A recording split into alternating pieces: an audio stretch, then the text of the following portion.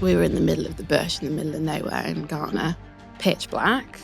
I thought I was going to die. I wasn't scared. I've done what I want to do. I'm at peace. If I die, fine. And that is a gift, because now I'm not scared of death.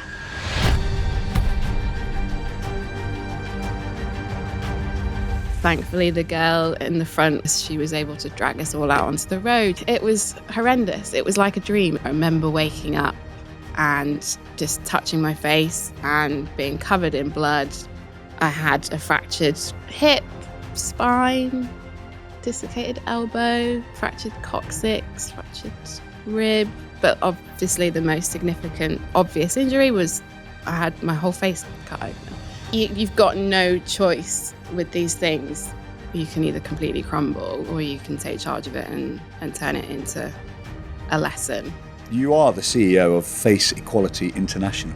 It's been a sense of purpose, and it's helped me to understand the injustice and the challenges that do exist in this world for people with facial disfigurements, facial differences, and it set me out on the path to want to go and fight for justice. I feel like you probably don't want people to see you as a victim. Absolutely not. I don't want people to pity me. This poor girl who's never going to feel like confident or beautiful again. Well, no, I am fucking beautiful. Scars are a sign of strength, and I wanted to go out and change that. Every time you see a scar on screen, it's a villain or a vulnerable person.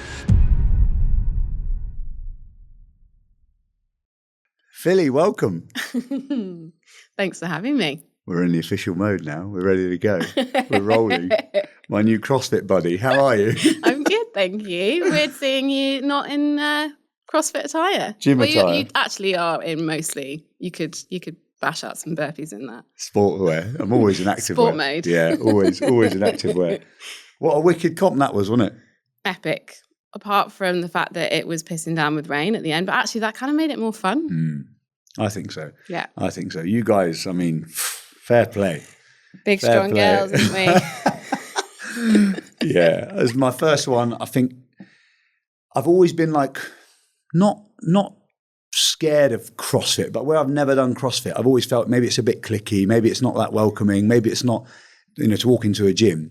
I don't know why I feel like that, because I walk into a boxing gym, I'd walk into a fighting gym, I'd walk into every other gym very confident. I just think where I've never done those movements, but it was wicked. Like community-wise, everyone friendly, everyone welcoming, everyone teaching me how to do a clean. Yeah, you got your first ever clean in the warm-up area. That's what I'm about, just experiencing. Yeah, just say yes to things. I mean, I was exactly the same.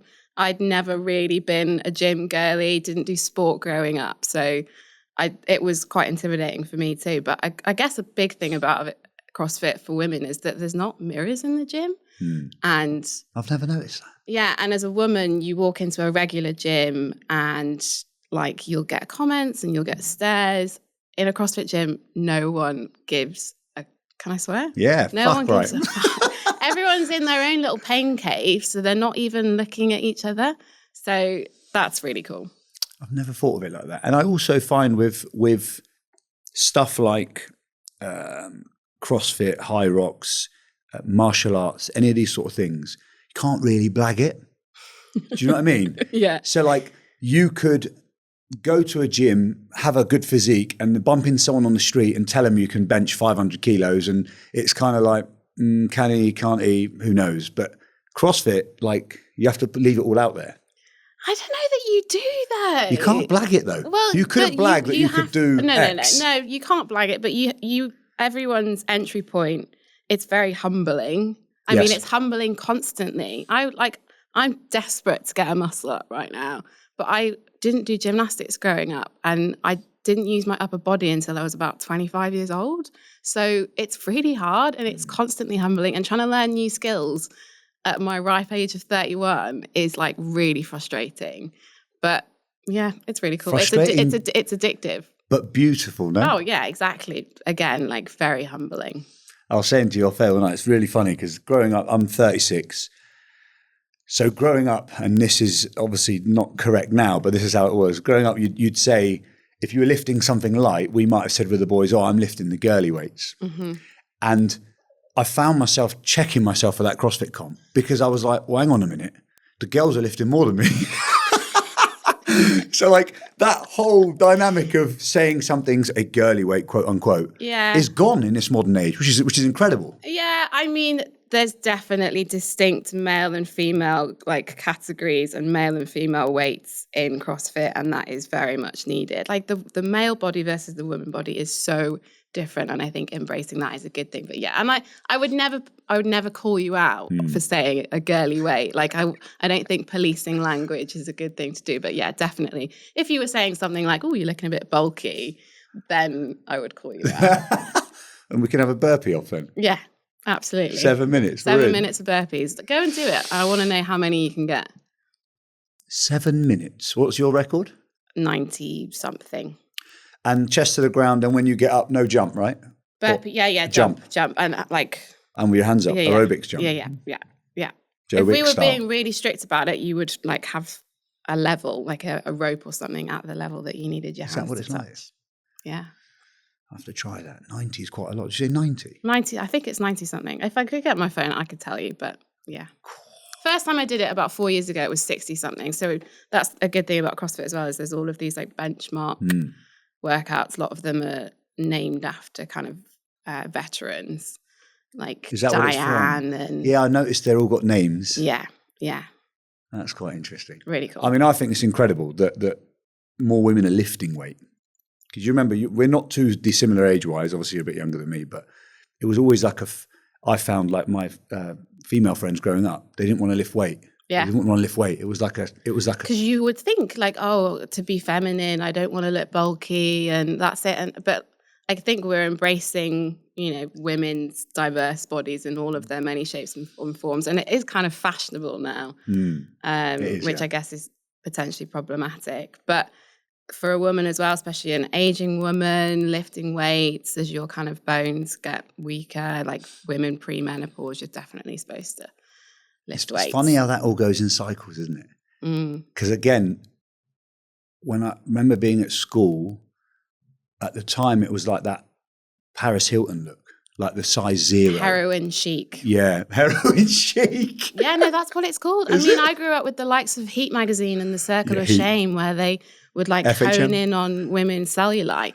And it's not to say that, like, growing up in that environment, it's not to say that looking back at those comp photos was like, I had to have several words with myself to be like, oh, my jiggly legs are on show. You can see my cellulite. Oh, I've definitely, like, our team name was Thigh Society. I remember. Because we were trying to come up with, like, as a team, like, what do we all have in common? And I think someone threw out, like, oh, we've all got quite chunky thighs, haven't we? Let's reclaim that. Let's own that as a positive thing. Because, again, and the women's bodies that were on show that day were just so different, but all there basically to celebrate what they could do and not what they look like. Do you think that comes from what you think or what you think other people think? What do you mean? You said you look at the photos and you have a word of yourself. And you used the term jiggly legs. I wouldn't have used that term.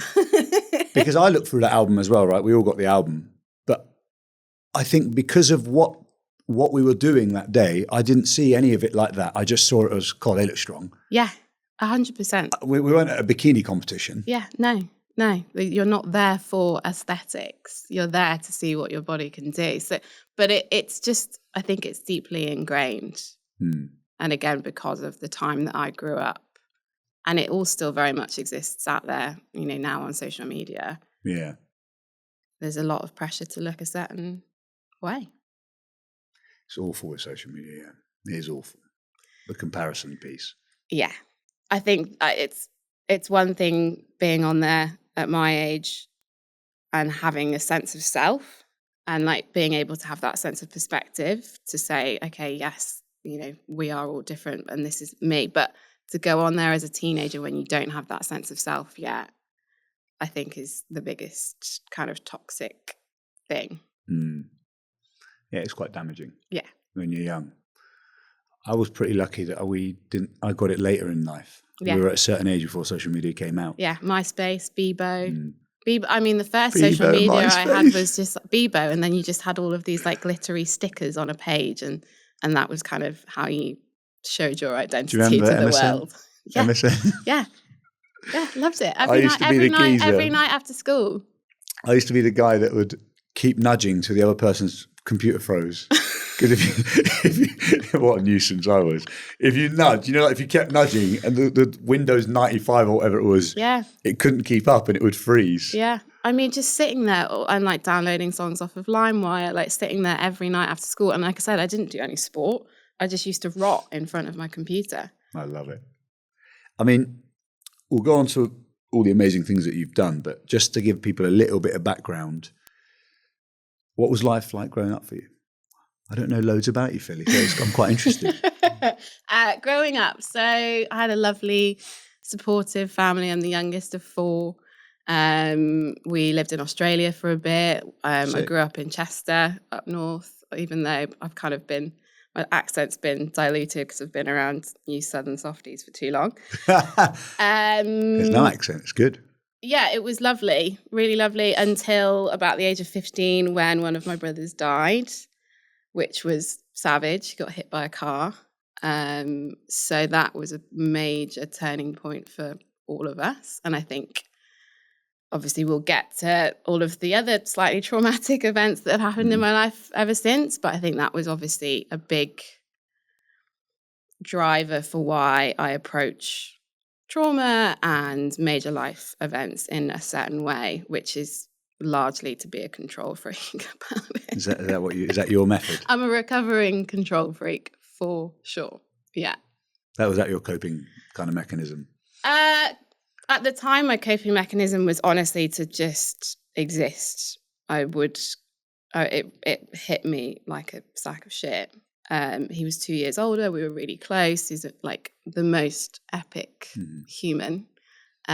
He was a dancer. He went to performing arts school, and when he wasn't doing that, he was out on the golf course or in a band. And I think there's like a part of his kind of spirit that very much lives on in me, which is like to just go out and grab life by the balls and do absolutely everything. So that's a coping mechanism, is like, how can you go out there and take control of it and turn a really shit negative situation somehow into a positive. Mm-hmm. Now, 15 is young to be exposed to that kind of trauma. Yeah. 15 is very young. Yeah. Did you find after that you didn't slip down like any road of kind of the party scene a bit, that, to like numb any of those emotions? What was that? My way of numbing emotions was I would go to school, drag myself through lessons. I think up until that point I'd been relatively academic, so I could kind of coast, but I could no longer push myself in the stuff that I wasn't good at. So I used to fall asleep in science lessons, and they used to let me. They used to let you? Yeah, they used to let me because they knew how traumatic it had been. And I'd come home from school and go to bed till dinner every day. I was exhausted, and I didn't know about health at that point. So I was anemic as hell, like tired all the time. But I didn't go down necessarily like a negative path.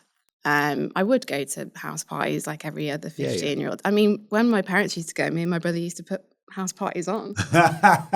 It was amazing. Like, he was such a with good... the red cups, or no? Any red cups? It's not America. Yeah, I know. They probably, they're going to know about it now, but they probably knew about it because things would be out of place. So yeah, it was savage. But again, I took control. I mean, the Monday after the accident had happened it happened on a Friday, and by the Monday I was stood up speaking to my entire year and the year that he was in at school, basically explaining everything that had happened, because I wanted to kind of control the narrative, because I was hearing all of these whispers and gossips about what had happened. And I was like, no, I'm not having that. So I'm going to stand up and set the record straight. So again, recovering control freak. You say that, but it takes a lot of strength, that. It's just like you've got no choice with these things but to, you can either let it completely, you can either completely crumble, or you can take charge of it and turn it into a lesson. Or that what I find interesting is at 15, you, whether you knew or not, recognized that and acted that way. You know, you almost didn't let it crumble you to an extent. You took charge of it. Does that come from your parents or your upbringing, or the fact that you had 3 other siblings? Like, because that's quite a unique thing in itself at 15, right? Yeah, and I don't know whether that's, again, I said maybe that's because a part of him is very much still with me. Maybe that's a spiritual thing.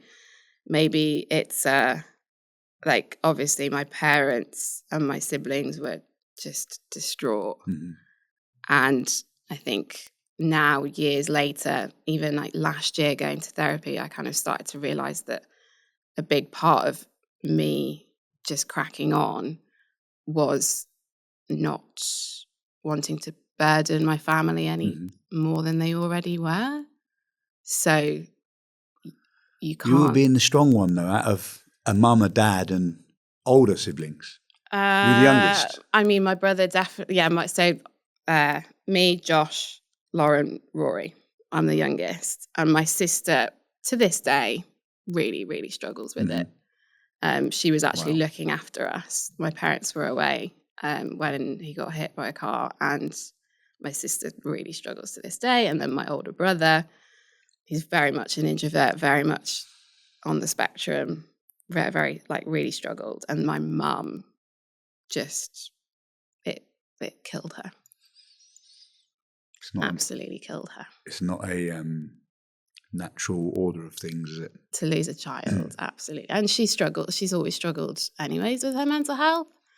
So it was just savage. It's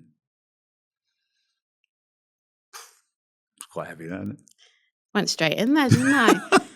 But we were talking about it before we were recording, about, like, you know, who you are and these things, and your LinkedIn bio or your Instagram bio. And we obviously came into this conversation thinking that I'd be talking about my scars and what the traumatic events that happened later in my life. But it's not even the most traumatic thing I've ever been through. It's the most obvious. It's like stamped across my face, but it's not been the hardest thing I've had to. It's one of the reasons why, like, it sounds repetitive, but on this show, I always like to go back to the childhood piece, because most of what we are today is shaped by that, whether you know it or not, whether you've done that work on it, whether you've been to therapy or not.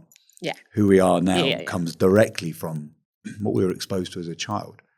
You know, whether that's the good, the bad, the challenging. But you'd argue all the strength that you might have now, even you were saying earlier that you prefer the endurance side of sport than the you know, and that endurance side, that hurt locker side, I prefer that side.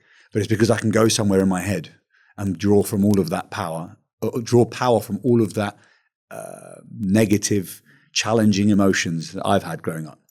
So some people draw power from positive stuff, right? So they think of like sunshine and everyone being happy and whatever. But if I'm really struggling in sport, if I'm doing a long run or something, I go really dark.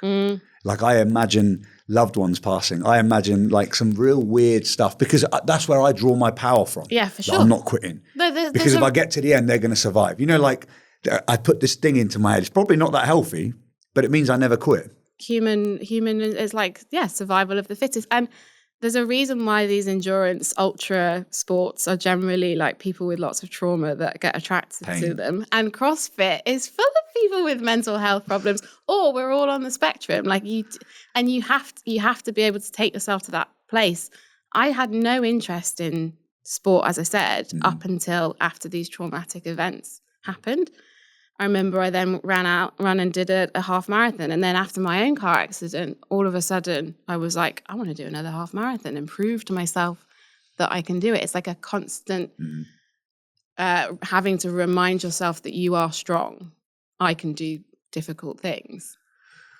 Yeah. I mean, when we get onto your car accident, this changes the dynamic again from what I was thinking about asking about it, but now knowing what I know about the kind of the childhood. But did you have any particular aspirations when you were young growing up? Did you want it to be anything? Like, Not that I guess can, pre that or post that. yeah, not really that I can remember. I was always good at art, and I enjoyed it.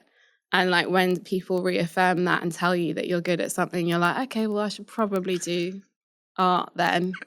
But then I had an interest in my A levels were art, English literature, and philosophy and ethics, which I loved. Yeah. Like right from wrong, and like the meaning of life. I loved that. I love it. Philosophy for me. But like I discovered that really late. My old man's pretty, I was pretty fortunate growing up. We played a lot of chess and he'd teach me life lessons while we were on the chessboard. So it kind of developed that strategic mind. But he was always very profound. So he would talk in like proverbs almost. And everyone takes the piss out of me, right? Because I love a quote. Yeah.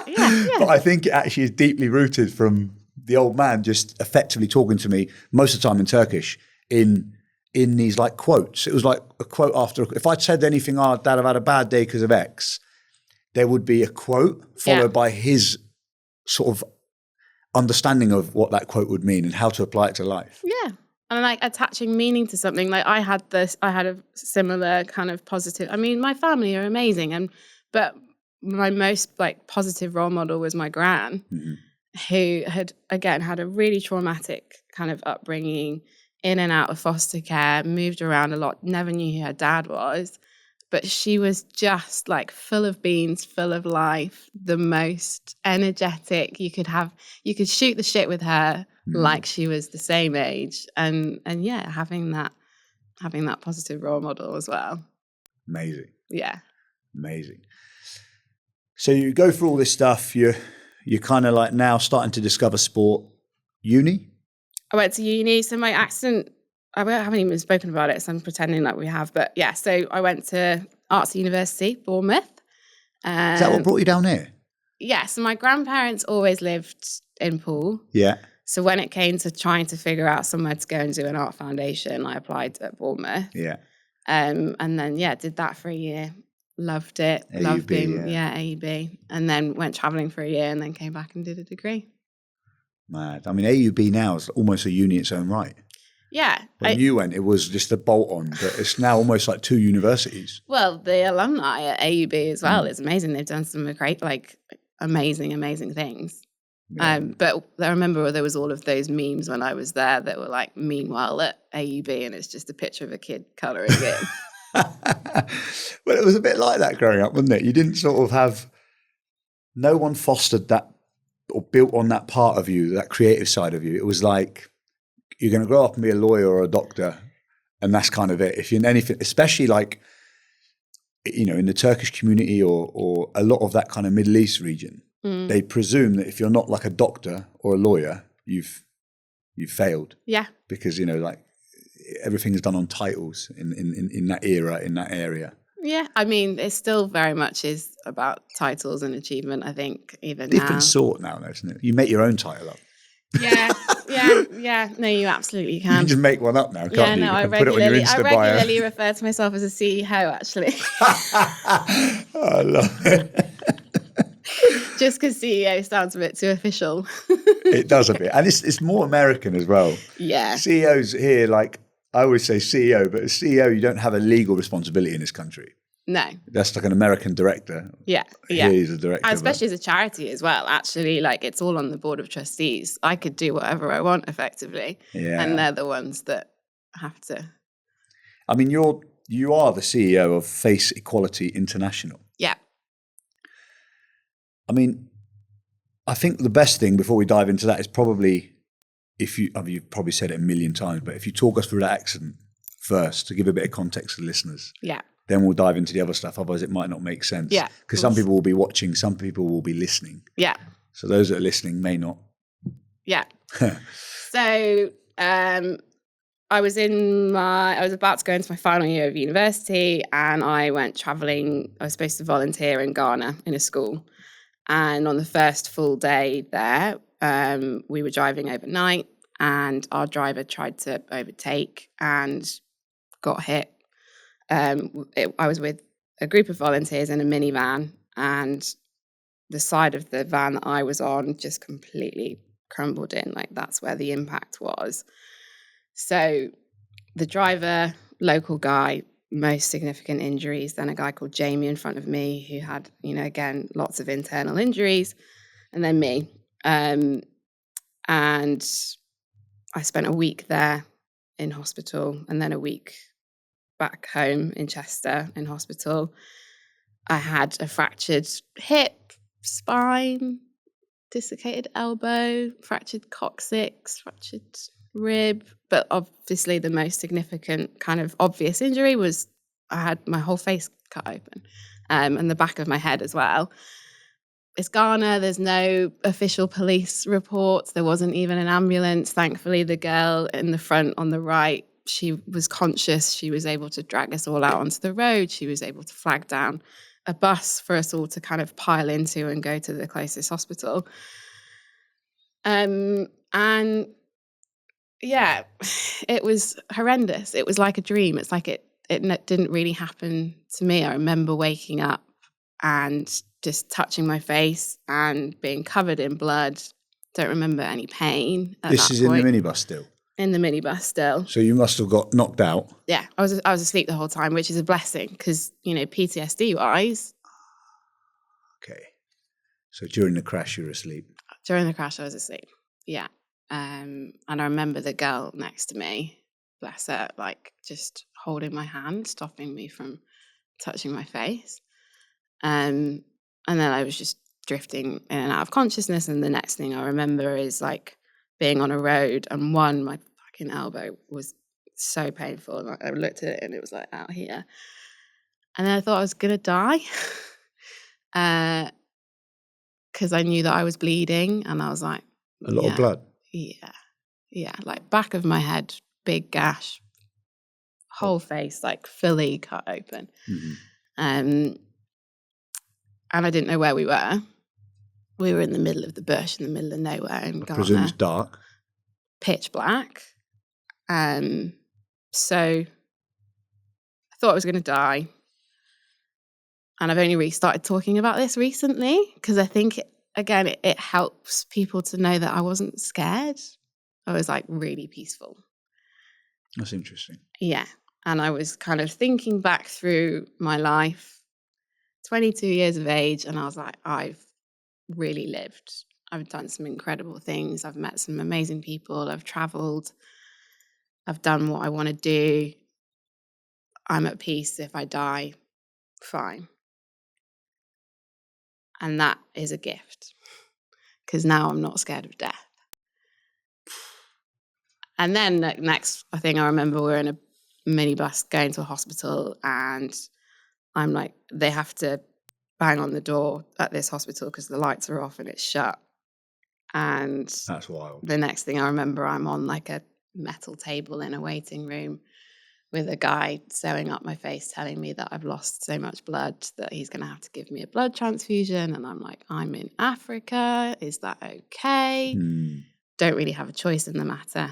And then transferred to a different hospital. They had to sew up my face again by actual surgeons. And I was awake the whole time. How come? I don't know. That I think maybe because it's a face. I don't really. Honestly, I couldn't tell you. It was such a blur. I think maybe because of face to make sure that it kind of lines up.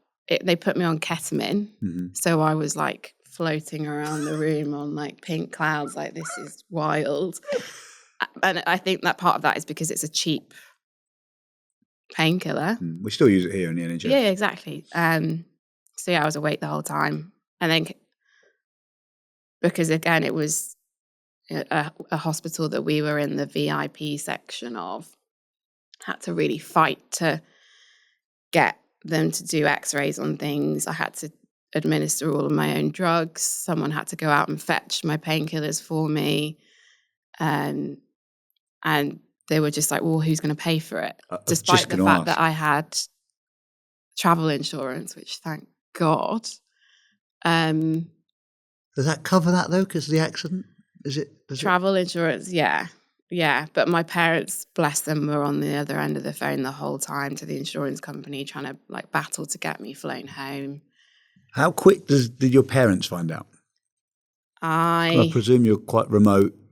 I had my phone came out of the crash unscathed. You're joking. I remember when I got home, like 2 months later, I sat on it or something, and then the screen cracked. But my phone was absolutely fine. So I remember taking a selfie for the first time because I hadn't seen myself. So again, that was kind of a big moment for me. And then I remember ringing my dad and being like, "Don't freak out, but I've been in an accident. I'm okay." And then there was the whole kind of having to tell them, "Oh, and by the way, I'm going to come home and look really different." And it was, I will, hand on heart say it looked savage, big. There was like big blue, like wire-like stitches in it, and it was all crusty and bloody, and they didn't do a very good job. It wasn't done for aesthetic reasons. Half of my eyebrow they sewed back in the wrong place, so now like my eyebrow, I have to pluck like basically what looks like my forehead. It grows that because it's going up. I don't know, and I've got permanent slitsies now. Well, you're rocking them well. And then I can't remember where we were now. You said to your dad or your parents that when you come home, your face obviously that you're going to look a bit different. And I remember the first time I saw my mum, and it was just seeing people for the first time, and people were amazing, but it would be a shock to me. But I remember looking in the mirror and taking a selfie for the first time and being pretty much like, okay. 22-year-old girl. I'm here. I'm here. I'm very lucky. And, it was so close to my eye as well. I was going to ask about your eye. Yeah, I could have lost an eye. I could have lost my sight. It could have been so much worse. I mean, the positive that you rang your parents is incredible, not someone else. Looking at what happened to the brother. It was the first day. It was the first day. I didn't know any of the other volunteers. It was complete strangers. So there was another girl out there that I'd met traveling previously who then came and met me, but she wasn't on that trip. She then came and joined me in the hospital. I didn't know anyone. They were all strangers. That we all still message now and check in on each other. I mean, she saved my life. Yeah. Literally saved my life. That's nearly a decade ago now, right? 9 years? 9 years ago, yeah. And how long have you been talking about it? I've again, taking control. I've been speaking about it from the outset. Okay. I remember I was at home recovering. I was on crutches and I was a month in, and I went straight on Google and looked for charities, reached out to the Katie Piper Foundation, Changing Faces UK, and I was like, how can I do something positive? How can I get involved? How can I share my story? Incredible. Externally, it looks incredible, and it's like, oh, you're so strong, but that's a coping mechanism. So, arming myself up with all of that is, yes, absolutely, it looks good, but it's not necessarily always an effective way to heal. Okay, well, let me ask you something else then. Have you healed? Have you done any work to heal on it beside going external with it? Yeah. Have you seen someone? Have you spoke to someone about it?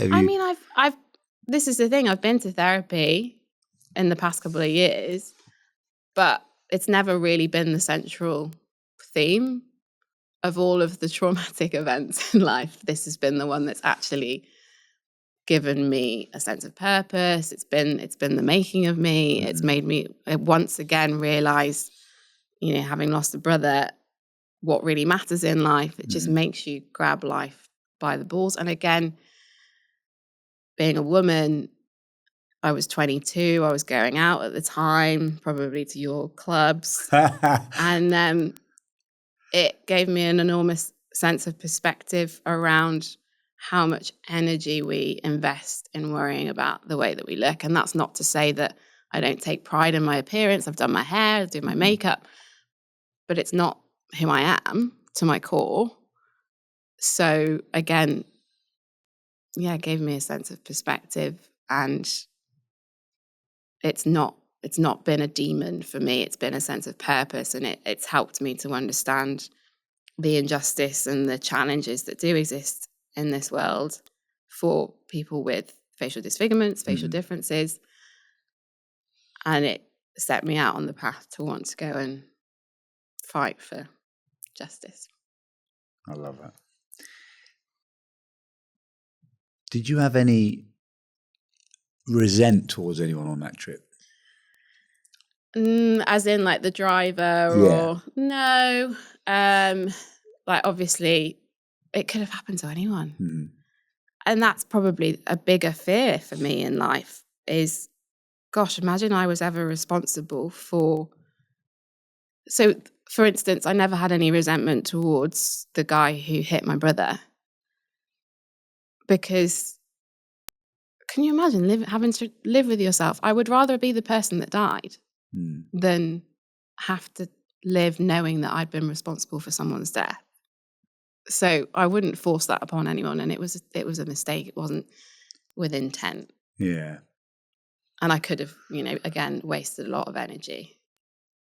It looks like you've channeled the energy, from what I can see from the outside, on the right path, right?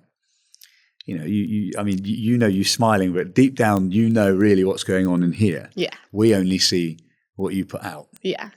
And I say that smiling myself because I'm I've not had the same sort of trauma as you, but very similar, that most of the time my outward stuff that I do, my community stuff that I do, my fundraising stuff that I do is actually a coping mechanism for me. Purpose. For my head, more than anything.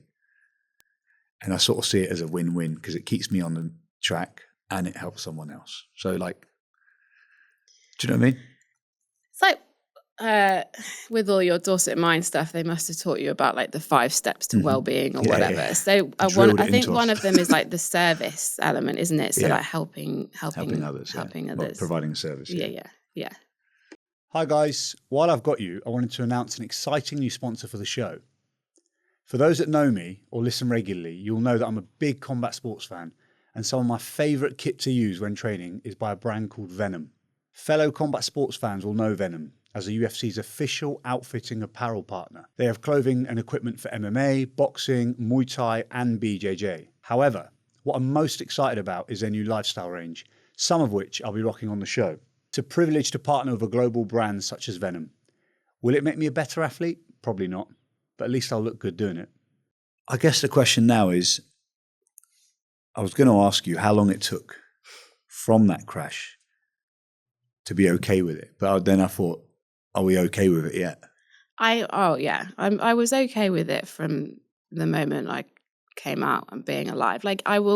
Were you though? Because I just see something different in there. You say that, but there's like an element of the coping mechanism.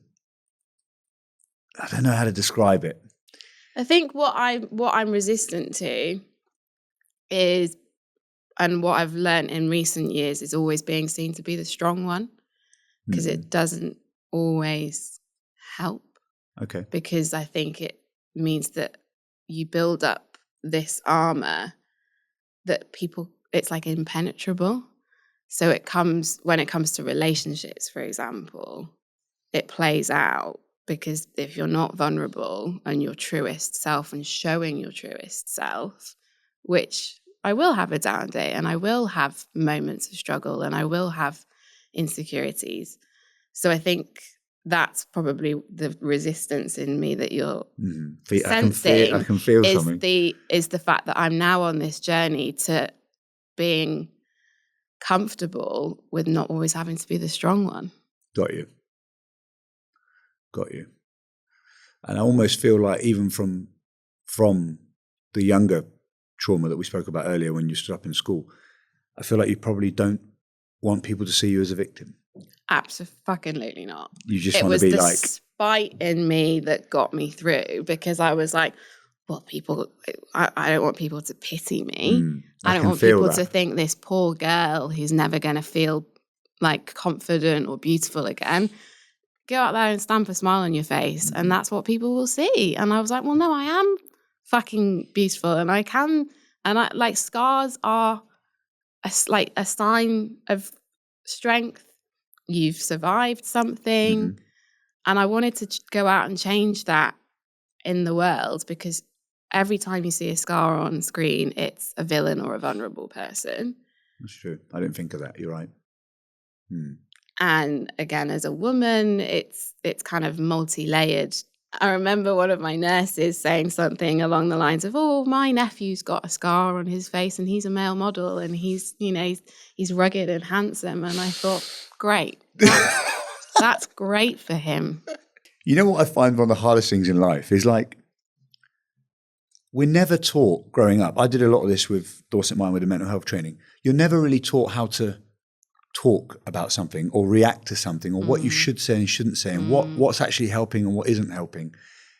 Because most of the time when these people say comments to you, to me, to the other person that riles us up a little bit, they have no malice behind it. They think they're helping. Yeah, that's it. I didn't say anything to this woman at the time. I said it to my mum afterwards. Like, I don't believe in policing language or policing things that people say. I suffer with verbal diarrhea, so I just don't think it helps.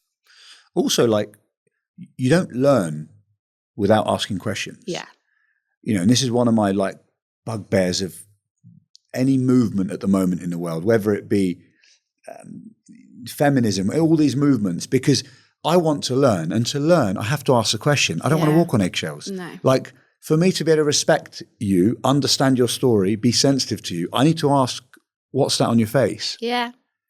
But maybe not in that manner, but, like, it's one of them ones, like, can you ask it? How do you ask it? Do you let them bring it up? What if they never bring it up? Or do you just presume? It's a minefield. How can I learn? There's no one concrete answer. This is the thing, because it's all very individual to the person. I'm an open book. Ask me anything, and it should never be the first thing that comes out of your mouth. And I think culturally in the UK, we're pretty good at that. We have stiff British upper lips. We don't say, I can't get past border control in anywhere else in the world without it being the first. Really? Oh, yeah. I spent a lot of time in India and Nepal last year, and it was the first thing that came out of people's mouths. India and Nepal, I wouldn't imagine that. Yeah. But you're right. That is funny. You want to be able to have a conversation with someone. You want to learn. And what I do at Face Equality International is try and create that culture where this is a neglected equality issue. So it's not just scars, it's congenital conditions that people have been born with, like a cleft lip and palate. It's skin conditions which can come and go. And that overarching experience of living in a world where there is such pressure to look a certain way is challenging, especially in an international context where I have a certain amount of privilege here being a woman with scars, but if I was a woman with scars in Ethiopia, I'd be completely shunned. And in parts of the world, people with clefts are washed out to sea, or kept in cages, or end up in an orphanage. So it's wild, isn't it? Yeah. Culturally, especially like your scars, you've got physical scars that you wear every day, right? But, like, how many scars have you got from this incident that are not visible? Yeah. That's in there. Which everyone has, by the way. Yes, and that's what I was about to say. It's a superpower that mine are stamped across my face, because I think sometimes people can see that and they can connect and they'll be like, oh, she's all right. She gets it. You almost, I don't know how to word it correctly, but it's almost dealt with a lot easier in terms of, in conversation, it's visible. You think how many people you've met in your life that you thought were one way and you found out they're absolute the other way. But how long does it take to discover that, right? Yeah. Because it's an internal scar. Yeah. 3 months, 6 months, a year, 2 years, 5 years in a relationship with someone or a friendship with someone, only to realize actually they're nursing a deep, deep trauma that you can't visibly see. Yeah. Yeah. You're totally right. And what we talk about in my work a lot is, like, where something is or the severity of it is not an indicator of the impact it has on the person. So I get people reaching out to me all of the time whose injuries might be medically far less severe, but they are really, really struggling. And then you'll meet people like Adam Pearson, for example, who is a friend of mine who's an actor and presenter, and he has a condition called NF1, which is facial tumours. Okay. And he's like the most hilarious, confident, doesn't give a fuck human you'll ever meet. Interesting, the difference, isn't it? The disparity between people. Yeah. There's no rhyme or reason to it, and it makes my job quite difficult. I can imagine. Do you think, I always think when we talk about like resilience, right, this buzzword that's come to the forefront probably post-COVID a bit more so. If you think of someone that's strong or resilient or any other word, insert here, they've been through some challenge in their life to then become that person, right? Because you don't really know your boundaries till you've tested. Now, the reason I'm saying this is, do you think the incident with your brother has helped you be as, I know you don't like it, strong as you've been with your incident? Do you think you would have taken it differently had you not experienced that? Because how lucky are you, right, to be sat here still? Yeah, and it's not, like I said, it's not even the most traumatic thing I've been through. I mean, I'd say getting your heart broken is a hell of a lot more traumatic. Really? 100%. That's interesting. Everyone can relate to that. Most people can relate to that. Some people are lucky. But yeah, 100%. These traumatic events, which we assign meaning to, which give us purpose, which help us to prove to ourselves that we are strong. And for me, it seems to happen on a 7 to 8 year cycle where there seems to be another big major life event that comes and hits me. But as I said, it's particularly the accident has given me a sense of purpose. And I think so many people in life really, really struggle because they don't have a sense of purpose. Talk to me about now, if we go on to the CEO of Face Equality International. So that was an already running charity? Yeah. So it was set up by a guy called James Partridge, who was a burn survivor. Okay. So the charity that I reached out to after my accident and ended up volunteering and doing similar stuff with them that you do with Dorset Mind, like as an ambassador. Yeah. He set that up back in 1992. And that was support for people with facial disfigurements, but also they pioneered the Face Equality campaign. So recognizing that the way people are treated, the laws, the equality laws, the representation we see out there in the world, that is just as big a mission as the support that people need. Mm-hmm. He then set up Face Equality International in 2018. At the time I was working at Changing Faces, and I jumped ship and went and worked with him for about 18 months before he died. And it was just me and him for that whole time. And when he died and there was this big period of no one knowing what the hell would go on, I threw my name into the hat and said, well, I'd quite like to run it. And I've been running it for 3.5 years ever since and haven't tanked it yet. Wow. Yeah. It's big, that. At the young age you are to kind of head up a charity. Yeah, I was 27, I think. Yeah. I mean, you look at most of the CEOs in charities, they're I'm stereotyping, but they're old enough to be at least our parents, if not older. Yeah, yeah. And he was an incredible leader. I had him as a role model from the outset. And before that, I was in another charity. But that kind of, I don't know, young ignorance perhaps helped me to think, okay, cool, I could do that. Yeah. Fair play. Fair play. And it was young and small. So I had, he'd laid the foundations. How big is it now as a charity? What are we talking about? Any staff? So for the first 2 years, there was 2 of us, and then like the odd freelancer here and there. In the past 6 months, we've gone from 2 to 4. There's 4 of us now. And that's good. It's a vibe right now. Our Monday morning meetings are so good. It's really cool. And are you working remotely? Mm-hmm. Like, where's the charity based? We have our official office is the home of one of our trustees in London. Okay. And we used to be a Guernsey charity as well. That's important. So that was one of the first things that I did when I took over, was like, right, we need to become a UK charity. So that took in itself like 18 months. We didn't become a UK charity until 2 years ago. What's the difference? Why does that make a difference? Well, where even is Guernsey? What even is it? It's not even on a drop-down menu when you go to put in. True. And it has this like whole tax stigma. But no tax of charities anyway, is it? No, but people just think dodgy. Yeah. Like Cayman Island. Yeah, and in the UK we have things like the National Lottery. We have all of these the trusts. grants. Yeah, so that was a big driver. So you moved over to the UK, and you've then now. So what does a day look like as a CEO of a charity? I've had it's been a wild couple of weeks. I mean, like this week I've been on calls with TikTok, Aardman. I've had calls with various different United Nations special rapporteurs. Wow. But also, it's just a lot of doing everything. It's just a lot of having to learn new skills. It's a constant learning curve, from looking at the finances to the marketing to the recruitment. For a long time, it was just two of us muddling our way through.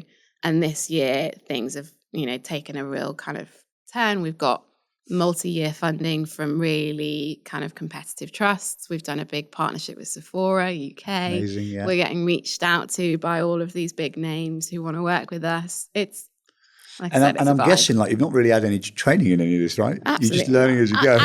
This year I'm doing Small Charity Leaders Club. Okay. Which is official training, but very much I've focused on James had this network of advisors and people that cared, and I've kind of really tried to nurture those relationships and keep them on board as advisors and role models. What did you do at uni, by the way? Model making. Model making. Okay, fine. I've just realised. I was thinking, me up did she do business? really well. It's problem solving, though. It's a lot of problem solving. Like I say this a lot to friends of mine as well. Like any business owner or high level person in a business, when someone says to you, like, what do you do? Like, what do you do, Ty, all day? I just put out fire all day. Everything. That's all I do. I just solve problems all day. It's not glamorous. You sound like Kris Jenner. Well, it's true, though. There's nothing, like every issue, if it's escalated high enough, it ends up on my lap. Yeah. And I've got nowhere to go. See, I've got a board of trustees. Yeah, I suppose I've got a team around me in each department that can advise, that are better than me. What's amazing is delegate, like the fact that I can actually delegate now. I keep having to like say this to myself on a day-to-day basis at the moment. I've got people that I can delegate to. It's amazing. How would you find that though? Because we talked about earlier about you being a bit of a control freak.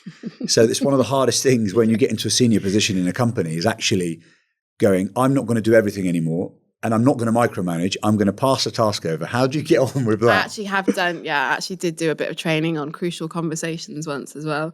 That sounds like a good course. Basically, it teaches you just not to give people answers and just to ask questions. It's really interesting. But yeah, I am a control freak. And I do have final say of most things. And the brand and the identity of it, I'm still holding. Yeah, but that's different, right? You could still get your team to come up with 5 options and you could still sign one off. Yeah. But you still pass the task over. Yeah. Yeah, maybe not. Like I said, I'm recovering. I love it. I love it. I'm recovering. If someone came to you, Philly, with having experienced something like you did, what would be one of the first things you would say or do? To them, for them? I would say to give it some time before you start going out there, sharing your story to the world. So the polar opposite of what you did. Don't hit up the Daily Mail within 2 months. Yeah, what you did? Yeah. And that's been pretty formative because it was what I thought would be, a way to reclaim. And actually it was told in a really sensationalized way. And then it just made me retreat and made me really skeptical. You became that girl that you probably didn't want to become. And also it just made you realize that it was necessary because it lit the fire within me that made me realize the way in which people are portrayed, the way these stories are told, it's just for shock value. Yeah. So yeah, if someone went through something that I went through, I would say, take your time. It's a constant journey. Speak to people, lean on your friends, your family, but first and foremost, actually, if you can find some people that get it, like reach out to the communities that thankfully do exist here in the UK, where you can get support. Yeah. The problem is when I get messages, or the charity gets messages from people all over the world where there's nothing. There's no charities, there's no support, there's no financial aid, there's people reaching out with crowdfunders to get surgeries, for example. So again, very privileged to have existed in a space where there was a charity. Mm-hmm. Yeah, the support network piece is so important, isn't it? Like your own support network as well. Yeah. And I'm way better at doing stuff like this and broadcasting my vulnerabilities to the world than I am to my friends and family. Retweet. Me too. It's weird, isn't it? I'm very good at helping others, very good at listening, very good at advising or providing space for them. Mm-hmm. I don't take my own advice. And again, people make the assumption that because you're strong, you're good. Yeah. Yeah, I shared something the other day about this, about checking on the person that's always smiling. Yeah. And it's like, well, yeah, no, I will be fine. I have the tools. But it would be nice sometimes to be able to lean on others. Like, I definitely have a saviour complex, and I've only realised in the past couple of, 6 months maybe, that the reason that I like to save others is because it heals the part of me that wanted to be saved. Mm-hmm. I read something similar online the other day, Yeah. That though, like I've been doing a lot of work on that over the last couple of years with my therapist. That going to everyone's rescue, saving everyone. And that's a bit of a toxic trait of mine. That's what I mean. That's what you sensed in me. It's like the resistance to only come on here and be like, well, I'm strong and I'm this person and I'm that. And it's like, well, actually, I'm just a little girl.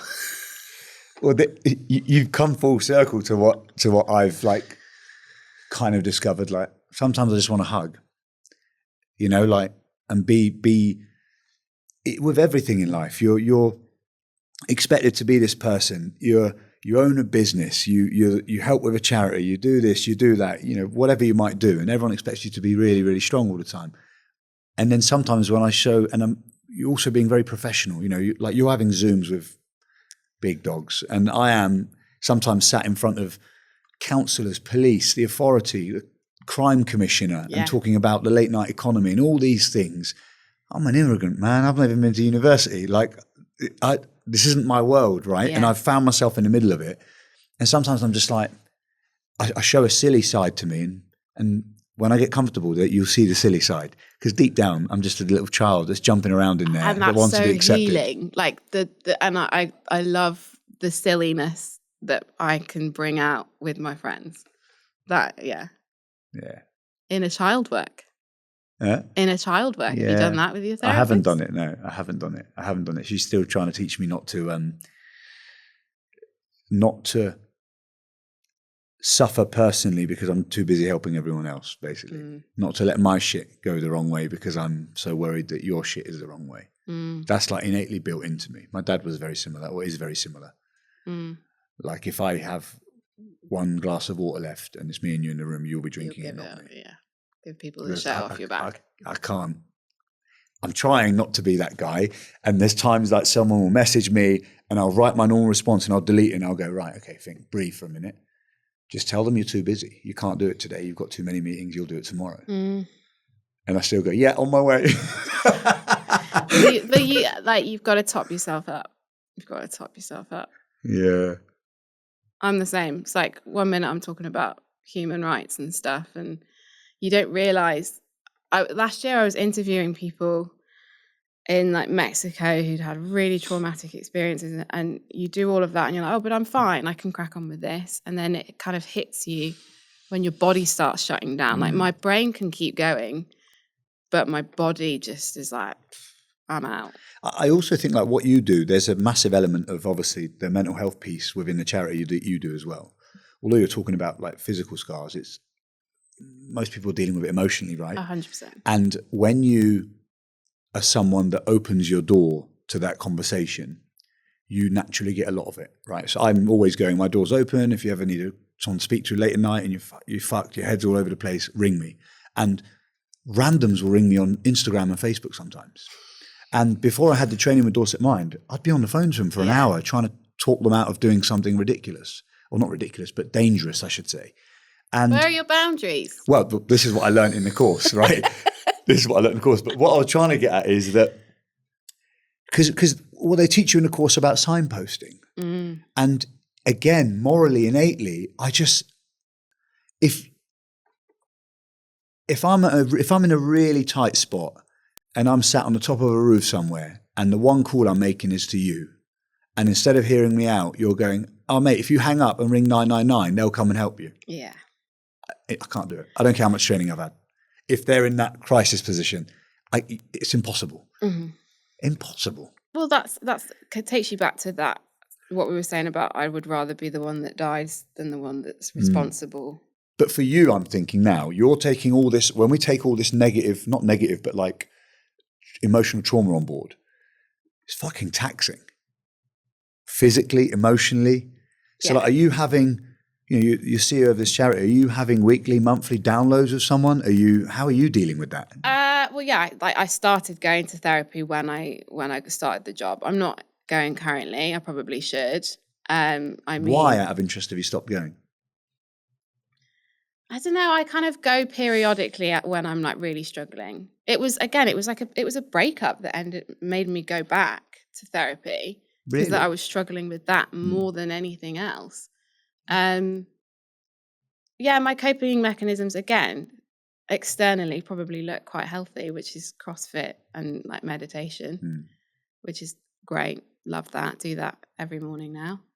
But I don't have clinical supervision. I don't have someone to offload onto really. I do feel like I can be really open with my team, and because the charity that I run is a membership, there is an open dialogue. Okay.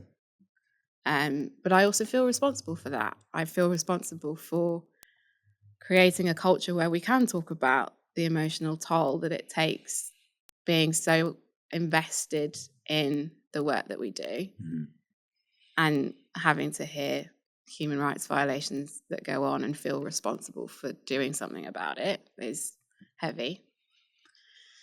I have a theory with therapy and with stuff like journaling. Now, if you speak to people, 9 out of 10 people will say what you've just said, and they would say that I journal when I'm struggling to get it off my head, get it written down. I go to therapy when I'm struggling. But if you speak to a Premiership footballer playing at a really high level, and the reason I gave that as an example is because he gave me this example. After every game, whether they win or lose, they see the club shrink. And it got me thinking. And I said, why'd you do that? And he said, mate, if you're playing at the top of your game, why would you not want to stay there? Why would you not want to understand why you're there? Yeah.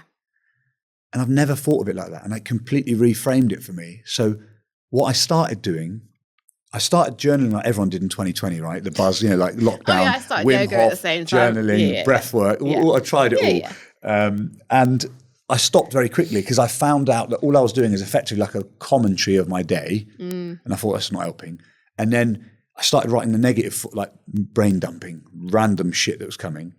But then I started going down and writing 3 good and 3 bad things a day. And what would happen is, if I say in 3 months' time I'm having a really dark period, I'd be like, I felt really good last April. Let me see what I was doing in last April. Let me see who I was hanging around with, what I was eating, what I was drinking, what I was consuming, what I was up to. Yeah. Why was I on top of my game there? Yeah. Emotionally, physically, whatever it might be.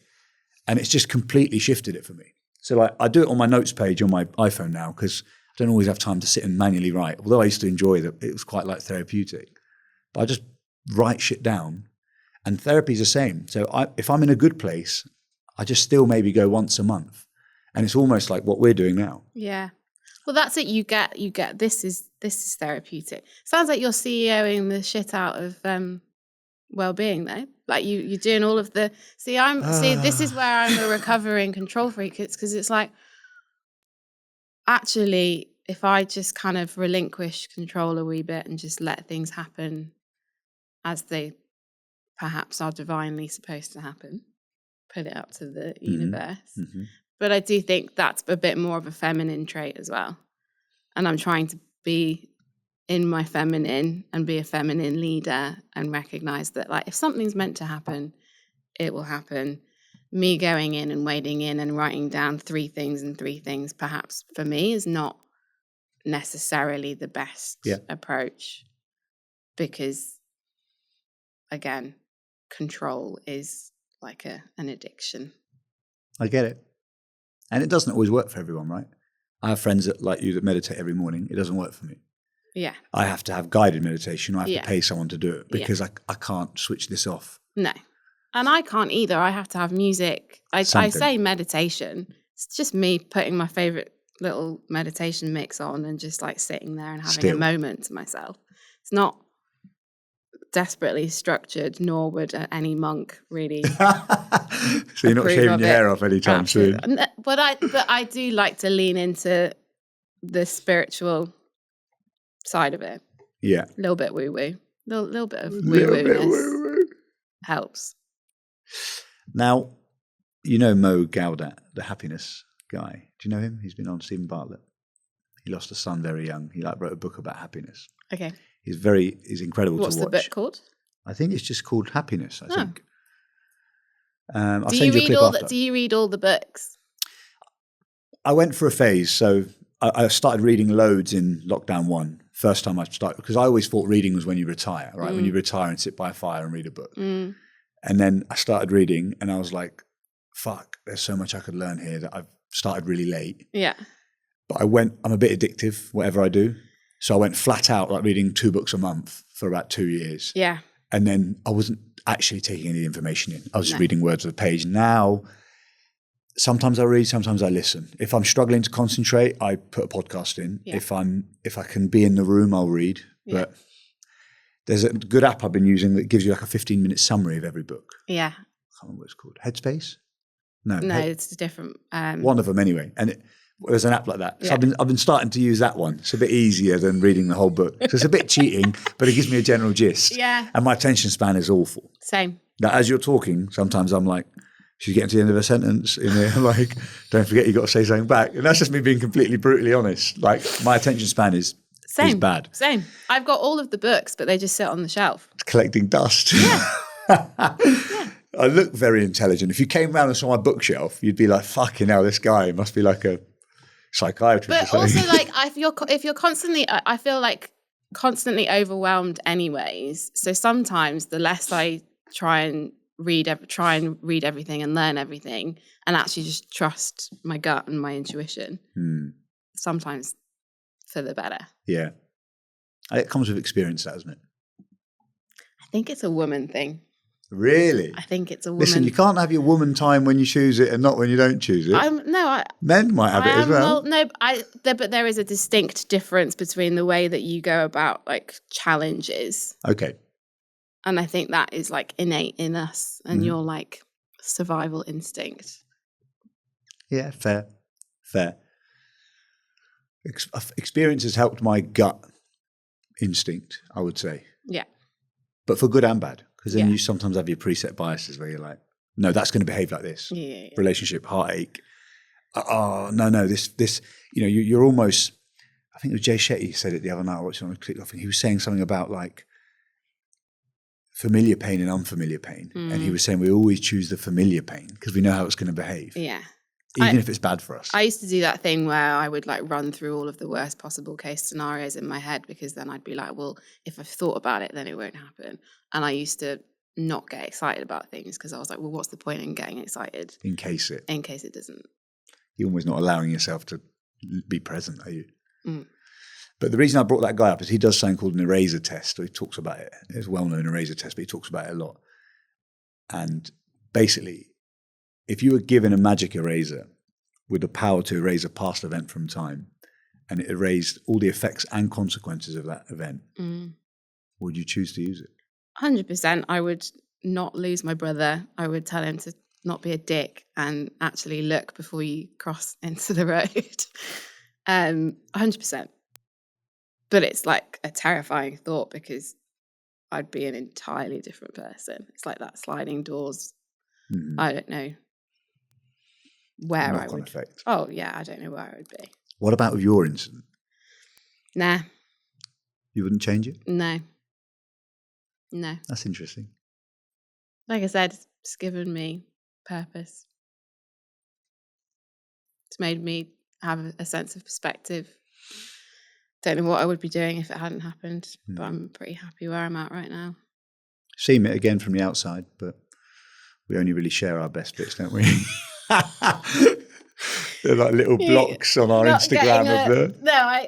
I'm genuinely in a really good, happy, contented spot. Long may it continue. I mean, there's almost the fear now of like, oh God, when's it going to all turn to shit again? But yeah, you said about that 7. Was it 7 years? You said 9 years. Every 7 years, you seem to be having some bad luck. Some form of traumatic life event. But that's it. I've got to roll with the punches. It's going to happen. I seem to have had like a disproportionate amount in comparison to other people my age. But some of yours are pretty heavy, yeah. Yeah. Pretty heavy. Yeah. Yeah, fair play. Fair play. I always say that. I feel like every time you feel like you've got your shit sorted out, life comes along and just slaps you around the face. Absolutely. Have a bit of that. Yeah. You think you've got it figured out? Have a bit of that. That's what I felt. You know, sometimes not in the same manner, but every decade I feel like, right, this is it. Yeah, actually, touch wood, like heaven forbid, because I've said that I'm relatively happy, I'll be like smited by the universe. You might get bird shit on the way out or something. Yeah. Hopefully as easy as that. I'm actually really deeply, deeply unhappy. Please, more blessings. Well, the divine you talk of will know that you're lying if there's a divine power. Yeah, yeah. Do you ever do that in your head where you try and double bluff fate? So in your head, you're like, no, I don't really want that to happen anyway. I don't really want that. But yeah, or you tell yourself like, oh, I don't really care about the outcome. I really fucking care about it. Oh, I love it. Yeah. Phyllida, do you find when you meet someone new now, do you find that people still react a certain way? Or no? I don't. I'm quite often in my own little world. Okay. So it'll be other people that will notice that I've been like being stared at or something like that. And face to face, I think, again, most of my interactions are in the UK. Yep. So people just kind of. You get a bit of that staring element. Yeah. Still, yeah. When you're out and about. Yeah. Like I remember my sister got really angry at these two people once because she noticed, and I was just like, la la la la la. And I would rather not fixate on it. I think that was a big thing in the early days in those interactions. I was really second guessing what people were thinking, and thereby I couldn't string a sentence together. Yeah. Because I was like, what are they thinking? Yeah. Now I'm like, okay, just try and. Can I ask you something a bit more sensitive? Is there procedure you could have that would make it look different? I get offered surgery because I obviously interact with surgeons all the time. They are like, oh, I could do this and I could do that. And I can't be asked. But so there is technically, is there something? There's things like, like scar revision, which they basically like open up the scar and then they bring it kind of closer in. Got you. Around my eye, probably. And this is not to say that perhaps later on in life, as my face changes, because there's definitely nerve damage in there. There's not to say that I won't ever decide to do something, but it's not a priority for me right now, and it's not a worthwhile investment because the NHS won't do anything. I'm out of the system. Of course, yeah. I suppose it's not life-threatening, is it, for them to... No, I mean, it's the kind of thing where if it was evidently having a significant impact on my mental health, they might do something, but I can't bluff it enough to say that. Well, especially if you know deep down you're kind of okay with it. It's quite hard to... Yeah, it's not... You've got to live with that lie for a while, haven't you? That it's... And again, you know, my message, my motto, what I work in is face equality, which is that You should be able to look however the hell you want to look and get respect and dignity and rights irrespective. So I live and breathe that. Do you think from a job hunting perspective, if you weren't working in a charity, you'd see some... I mean, across this, so we're building a workplace training program at the moment, which is about diversity and inclusion in the workplace, and appearance is massive. Mm-hmm. And we see all of the time people going for interviews, having all of the qualifications, and then getting turned down, and you can't prove that it's because of the way that they look. And you'll get interviewers asking really awful questions, like about skin conditions, like, oh, can it get into the water supply, that kind of thing. It's wild. Do you think that's just lack of education? Like, do you think, like, with what you guys are doing of kind of spreading that message and awareness would help the employers understand some of them? Some of them are just doing it because they're idiots, but some of them, do you think if they had a bit more understanding and education in it, there might be a bit more? That's what we're putting out into the world, which is, someone might need a reasonable adjustment, for example, as you would with a disability. Yeah. Someone might, not want to be on Zoom all of the time. We see all of the time there's an assumption that someone wouldn't want to do a client-facing role and there are companies that want a certain aesthetic. That's not okay. Mm-hmm. And you can't make a decision on hiring someone or not ultimately based on whether or not they have a facial difference. But it's happening all of the time. I can imagine it is, yeah. You did a TEDx talk, didn't you? I did a TEDx talk, yeah. What was that like? It was really cool. It was predominantly about representation of scars and facial differences on screen. So referencing things like the Joker scar and the Lion King and all of the warped, horrible kind of lessons we're teaching younger generations by constantly telling that narrative that someone is not to be trusted. They must be evil if they have a scar. The experience was terrifying but amazing. I think it was like 12 minutes long, and obviously you have to remember it, and there was this moment where all of the words just completely went out of my head, and thankfully they came back after a little pause. But yeah, it was a really cool experience. Do you have like no screen down at the bottom? With like a clicker? You just have the time, like yeah, which is also terrifying. Mad. Yeah, I bet that's, we were saying, weren't we, that it's a whole different thing, like posting on your social media with a caption, to then doing a recorded interview like this that's edited, to then doing a live interview, to then doing a talk. It's like level up. Presenting at the United Nations was absolutely terrifying. And I do this thing where I forget to breathe. So like, and if you know what I sound like normally, then you'll notice that like my voice starts going really shaky because I'm like running out of oxygen. And quiet, yeah. It's happened a few times on this show. You like dips down a little bit. I thought you were getting emotional, but now I know that you just weren't breathing. No, I do. I tail off at the end of sentences. Okay, fine. It's when, again, I forget what I'm going to say next. The scar thing on television is really interesting. I've never thought of it. Yeah. As in the evil brother, it's always the baddie. It's always the baddie that's got the scar. Yeah. And even like growing up, what was big when I was growing up, Mortal Kombat was big. Yeah. And you had like Sub-Zero and all those guys, and one of them had like at the time I thought it was a really cool scar across his eye. Yeah. And I remember being like 10 years old going, oh, I wish I had that. It would look really hard. Yeah. Like. Yeah. Yeah. But just a warped vision and mentality. I'm not opposed to seeing scars on screen on, people that aren't inherently good. Like, it's representation is important. Mm-hmm. The problem at the moment is it's disproportionately negative. Yeah. So whenever you see it, it's like, oh, they're the person not to trust. Yeah. And that's fine for us to distinguish as adults, theoretically, although it does impact our implicit bias. But what the hell are we teaching younger generations? It's interesting you say that, because growing up, I moved from London to Swanage when I was 10. And when we first moved to Swanage, there was no Chinese takeaway, no Indian takeaway, no kebab shop that my dad brought. It was predominantly middle-class white people, God's waiting room, they're quite affluent. And what you notice in that, because of your life, I noticed in my world. And what I mean by that is if you look, when we're growing up, every film, every media outlet, every series, black is bad, white is good. Black is bad, white is good. Mm-hmm. You know, like the black Doberman is the bad dog and the white Labrador is the good dog. Yeah. Or whatever it might be. The brown person is the terrorist. Yeah, the baddie. Like even I did at drama, we did Romeo and Juliet, and I was Juliet's cousin, the head of the. Mm-hmm. But I was the baddie, right? Because I had dark hair, and the good guy's got blonde hair, blue eyes. Yeah. So there was a lot of that as well growing up. Yeah. That I never realised at the time, but at this age now, when I look back, I'm saying, well, we're programming these kids to think that darkness is bad and lightness is good, and